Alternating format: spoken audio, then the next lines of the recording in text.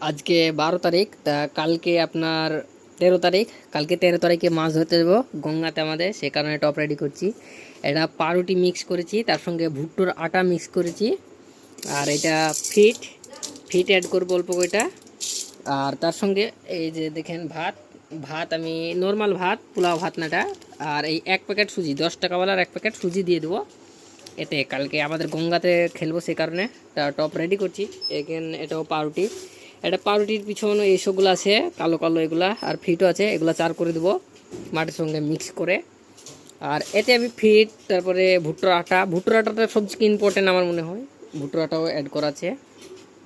এইসবগুলা সব এই দেখেন চিপস সব রেডি করছি। আর এই দেখেন ইয়েলো বিজি দারুণ সুন্দর, এই দেখেন কালকের জন্য রেডি করছি। দেখেন ভাতের সঙ্গে ফিটটাকে আমি একটু নরম করার চেষ্টা করছি, পানি দেবো না, সেই কারণে একটু ভাতের সঙ্গে একটু আঠা করে ভালো করে ছেনে নেবো। তারপরে ঘি ঘি মধু, এতে এই ছোটো কুটোটায় ভরা আছে, ছোটো কুটোটাতে ওটাতে ঘি মধু ভরা আছে, একসঙ্গে মিক্স করে ভরা আছে ঘি মধুটা, এতে অ্যাড করব একটু। দেখেন একটু ঘি মধু একসঙ্গে মিক্স আছে, দিই।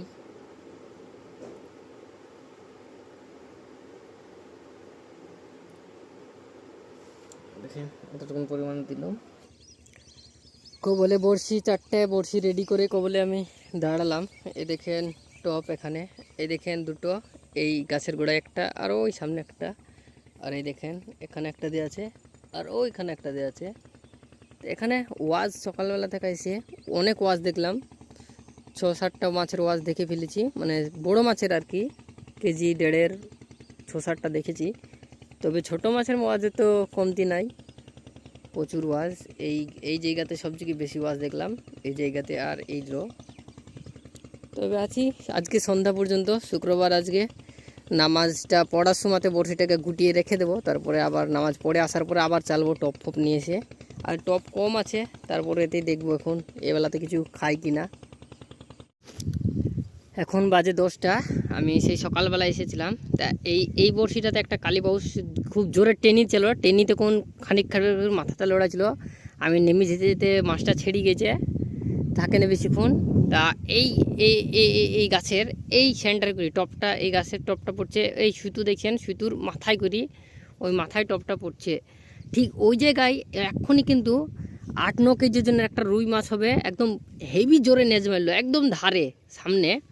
তা মাছটা যে কোনো সময় টপ নিতে পারে, আমি আশাবাদী আছি। আর সকালবেলায় তো একটা বনের মাছই একটা ছাড়ি ফেলেছি, আর ওখানে একটা দিয়েছি, ওটাতে এখনও মাছের টানটনও কিছু বুঝতে পারিনি।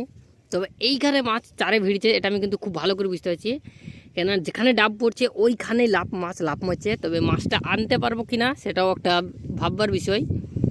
তবে দেখবো গাছের ফাঁক থাকায় যদি মাছ বের হয় তাহলে চলে আসবে। আর মাছ এখানে কিন্তু প্রচুর মাছের ওয়াজ, একদম ওই গাছের ভিতরে গাছ নেজ মারছে, আর এই জায়গাতে যেখানে টপ ফেলছি। তা এখন 10টা বাজছে, 11টার দিকে আজ আবার শুক্রবার, নামাজ পড়ে এসে তারপরে আবার চালবো আমি। তো আর টপও শেষ হয়ে গেছে আমার, যা টপ এনেছিলাম পাউরুটি, 4-5টা পাউরুটির টপ এনেছিলাম, শেষ হয়ে গেছে। দেখবো